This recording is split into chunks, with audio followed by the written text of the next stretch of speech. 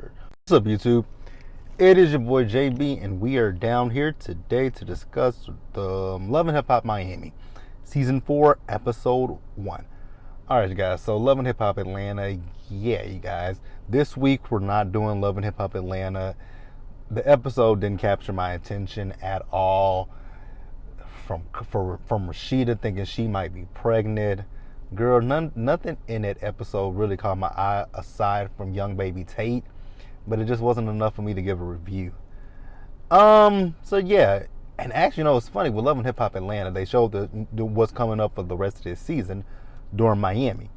Why does the second half of the season look better than the first half was? And then I will be back next week, you guys, because Mama D and Judy are back, so we'll talk about that then.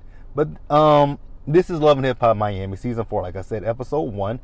And the episode's title, Miami is the Moment, you guys. With Love and Hip Hop, I'm looking at it, right? Who's producing Love and Hip Hop? Who's producing Love and Hip Hop? Because it feels like Love and Hip Hop is going in a different direction. But yeah, you guys, before we get into the review, if you guys will do me a big favor, if you guys are not already subscribed to the channel, that means you guys... Oh, that's a lawnmower. I'm like, what the hell am I hearing? If you guys are not subscribed to the channel already, you guys do me a solid favor. Stop taking me out on this date. Hit that subscribe button. Hit the like button. Hit all the buttons on the channel so that way, we grow we grow. And yeah, that's throwing me off. So yeah, we're gonna go ahead and get into the review, you guys.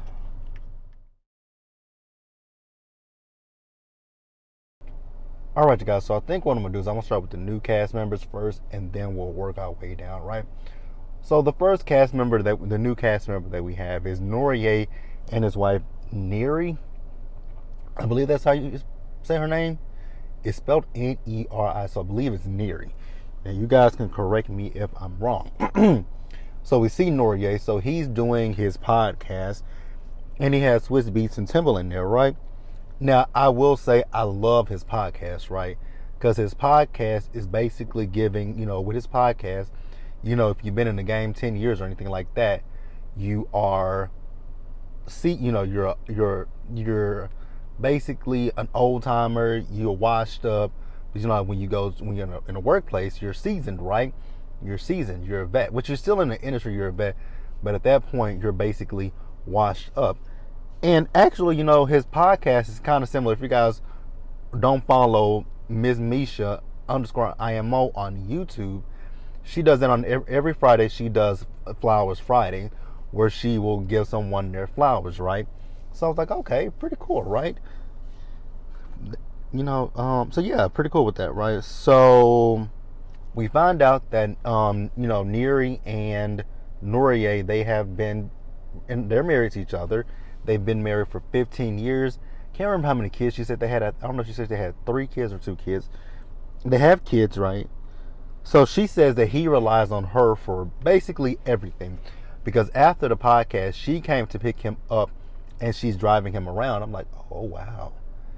And the more into this episode we got, I'm like, oh, he's giving me a Marceau vibe from Love and Marriage Huntsville, where the woman's place is in the house, with the kids, cooking, cleaning, raising the kids, doing all that kind of stuff, right?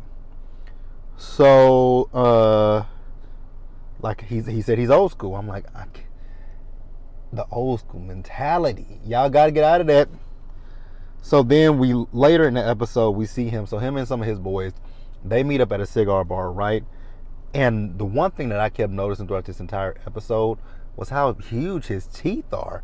I'm like, wow. I was wondering, like, those veneers, and are they new? Because they're really big. So then, he's telling his boys that Neri is trying to open a juice bar. He says, but they're months behind because she wants to do everything herself. Which nothing's wrong with that, right? She wants to be independent. She wants things done her way. She wants it done how she wants it done. I don't see an issue with that. Now I do want to say I love the fact that his friends told him, like, so, she for years was in the house taking care of the kids. Now it's her time. Let her go out. Let her do what she wants to do. And you basically take a back seat. because he feels like he doesn't want to be. He's a great dad, but he doesn't want to be Mr. Dad. Suck it up, Norier. Suck it up. But let's move on. All right, you guys, and then the next new cast member we got is Ace Hood. Now, I am very familiar with Ace Hood. I know Ace Hood's music. So, the one thing I did not know about Ace Hood that he was under DJ Khaled. But I guess I should have, right? But I know Ace Hood's music. I know, is that him that does Hustle Hard? Hustle Hard. I believe that's Ace Hood's Hustle, and I love the remix version, Hustle Hard remix. I'm gonna have to look that up. I think that's Ace Hood, but yeah, I didn't know he was he was affiliated with DJ Khaled. Yeah, I got some issues because I go back and listen to some of DJ Khaled's old songs. We the best, hood nigga. Like he says nigga a lot. Why do we give him? Why do we allow? Why has no one said anything about the fact that DJ Khaled says the word nigga? And he ain't black, but whatever. So I was looking at Ace Hood, right? Because Ace Hood is an independent artist, and I was looking at him the way he was talking, the stars and the spirits and all that kind of stuff aligned this stuff. I'm like, oh God, Ace, please don't be a hotel. Please don't be a hotel. I was just in there thinking to myself, like, he is giving me very much hotel vibes, and I'm just like, please don't be a hotel. Anything but a hotel. I don't have anything against hoteps, but God, I just would never want to have a conversation with a hotep or a hertep either. Like, I just really wouldn't. It wouldn't be a fun conversation to have with a hotep or a hertep. Just would not be a fun conversation, but whatever. So, like I said, he's an independent artist, right? So then later in the episode, we met his wife. Her name is... Now, see, the way her name is spelled is Shela. But it's pronounced Sheila. It's pronounced Sheila, but they spell it She-La. Oh, that. I mean, if you really look at it, now when I first saw the trailer with them in it, I'm like, how do you pronounce her name? But I didn't really see the she. But Sheila, that's pretty cool. That's a pretty cool spelling. I will give it that. So Sheila has her own business. I did catch the name of it. She just said it really fast, and I didn't feel like rewinding it back to try to catch the name of it. But she has a business, right? So Ace tells us that, on his journey towards being an independent artist, she encouraged him, right? But, it didn't come easy, right? Because his, people on his team, they kind of looked at her like, you should stay in a woman's place and mind your business. So then he tells her he's going to go home. He's going to visit his old neighborhood. And he's going to visit with his mom. She's like, oh, you know what? She'll probably be happy to see you, right? So then we do see him when he went back to his neighborhood, right? He was talking to people in the street. The one thing with Love and Hip Hop now that it's interesting to see it is when they're talking to the cameras. Like, it's really interesting to see them talk. They're breaking the fourth wall. It's like, that is really interesting. Because Love and Hip Hop don't too often do that, right? They don't too often break the fourth wall. But he was walking down the street talking to the camera. And you're supposed to act like the camera's not even there, right? It's interesting to see that. Because even in this episode, Sukiana broke the fourth wall, telling production she's done filming. We're going to talk about Suki. But, yeah. So he went to meet his mom. His mama's name is Blondie. And she immediately got into it. She's like, let's go back to a situation that happened a few years ago, I guess. Or whenever it happened. She said he snapped on her, and when she hung up the phone, she cried about it, right? She says she felt like he dropped her coat. He says, I didn't drop you, Ma. He was like, with me going independent and the money not being, well, I ain't gonna say the money wasn't there. The money wasn't like it was when he was with a major label. So the money was probably, the money was there, but it just wasn't as much. So he said he had to create boundaries between him, finances, and family. But she just felt like he just threw her away, and she felt like his wife is what got in between it, right? Now, this was an interesting conversation, right? Because he then mentioned to her that they had a miscarriage, right? And unless production cut something out, I was just kind of thrown off by that conversation. But he also had a miscarriage when he had his twins with his previous relationship, right? But one of the twins didn't make it, and that was really sad, right? And seeing him in his interview breaking down and crying, I'm like, oh, you don't too often see men break down over a miscarriage. But yeah, that's Ace Hood. We're gonna move on. I noticed that they didn't have Amara in this episode. Speaking of the episode, one thing I noticed, besides the new theme song that they have, we don't have a lot of the return, like, cast members from last season. Hood Brad is gone. Briscoe is gone. Bobby is not a full-time cast member anymore. Shay is not there. I don't know if they got rid of Shay. I don't know. Man, if they got rid of Shay, like, really, Shay brought the drama. But okay. So I noticed that who else? No Prima Donna. I was fine without Prima Donna. No Prima Donna. No Joss. We know Jocelyn wants to coming back. But yeah, a big cast shakeup. So let's move on.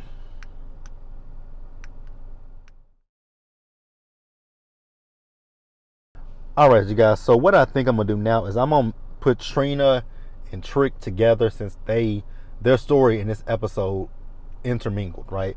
So we see Trina early in she actually opened up the episode, right?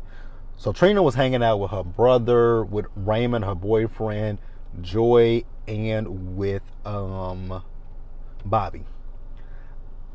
Please don't tell me Trick's whole entire storyline is gonna be about him saying Beyonce can't sing. I'm ready for that episode to come up. Oh God. So what happens is Trina is getting ready to go down to Atlanta, right? Because Trina is celebrating 21 years since her, The Baddest Bitch came out, right? Now, I was confused when she said she's going to Atlanta to celebrate. I'm like, why are you going to Atlanta when you in Miami? But Trina told us that, with the since we're coming out of the pandemic, I'm like, girl, when have we come out the pandemic? We're still in the thick of the pandemic. And it's the southern states at this point. It's Texas. It's Florida. I don't know about Georgia. I don't know if Georgia's I know Georgia has numbers, but I think the two states that has the highest numbers with COVID right now is Texas, unfortunately, and Florida. But she said, we coming out of COVID and coming out of the pandemic, so they're gonna go to Atlanta. But I'm like, Trina, why did y'all go to Atlanta? Miami actually, if I'm not mistaken, Miami really truly never closed. They just got strict right? But I don't think Miami ever really 100% closed. Miami didn't really close. Georgia didn't really close. Texas definitely. Well, let me say, Texas, we did close. Some will say that the states did close, but it was not tight, right? Nope, because Georgia was the first state to open back up. Then my dumbass governor, Hot Wheels, he opened up. Then, but I think Florida had already been open. But whatever. Y'all could have had that party in Miami. But whatever. So then we see Trick, right? So Trick is over at the radio station, and he's letting us know what's going on with him, right? He's talking about the radio station, the radio show that he and Trina host, Trick and Trina, in the morning. They're number one in their area, which congratulations to them on that one. And so they're number one in their area, and then he's talking about his restaurant, right? He said he started his restaurant up before the pandemic, which I was like, really? I thought that was season 2 when they opened up the restaurant, when the restaurant was featured on the show. Maybe it was season 3. I really thought it was season 2. But whatever. So, he asked him, where's Trina at? Because, he's saying that Trina's not answering the phone. And he's talking about her management, right? How her management is slacking. So, speaking of her management, we see Trina, she's in Atlanta, right? So, Trina is going to this event celebrating 21 years of The Baddest Bitch. But mind you, she's not performing. And I believe they said Atlanta was over budget or something like that. I was like, but that still doesn't make any sense. This party is for Trina, and celebrating her album that came out 21 years ago, but she's not performing. So then she asked one of her managers, like, where's Trick at? And they called Trick on FaceTime. She says, Trick, where you at? He says, I wasn't invited. She's like, oh, what the hell? So so we see that, right? So then we see Trina. She goes to Joy's room. She says, she's really nervous and she's also overwhelmed, right? But she's like, how did y'all not invite Trick here, right? And she says, when he get here, we're going to have to deal with his attitude. So then Joy talks to Trina about her and Raymond, right? About, marriage. And then Trina was talking about babies. Like, she's like, if I have a baby, I want one within this year or the next year. Anything after that, I'm not doing it, right? But, you can't adopt Trina, right? But Trina says something that even I thought about, right? With me having kids. When I grew up, I had all of my grandmothers, right? I had my mom's mom, and I had my grandmother's mom. So I had a lot, I had two grandmothers, my grandmother and my great grandmother. And when I think about me having kids, my kids won't have anybody. Like my kids, well, technically my kids will have two of their grandmothers. They'll have my biological mother and my grandmother. So they will have them, but the people that I would want them to call grandma specifically, my mother, my grandmother, and my great grandmother, they're not here. So I've definitely been going back and forth with like what Trina says, right? So then we finally see them. They make it to the club, and that was actually it. Trick showed up and they went to the event. They didn't show nothing else, right? They didn't show her. Well, she's not performing, but I did see Spice there. That's pretty much it. So we're gonna move on, wrap up with Miss Sukiana.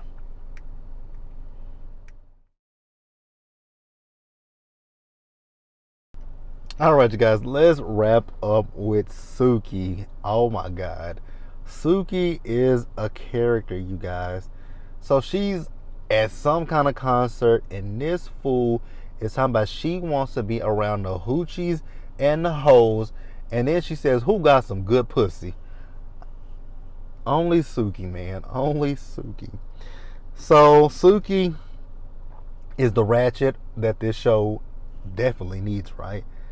I know last season we talked about how ratchet she was, but looking at Love and Hip Hop Atlanta and how dry it is, and I think the issue with Love and Hip Hop Atlanta is the fact that Love and Hip Hop Atlanta has moved down, not moved down, but the fact that Erica and Safari have moved down, and Yandy and Mendices, and they focus so heavily on them, but their new cast members in Rennie Rucci, Amaretta the Great, and Young Baby Tate, they don't talk about them a lot, right?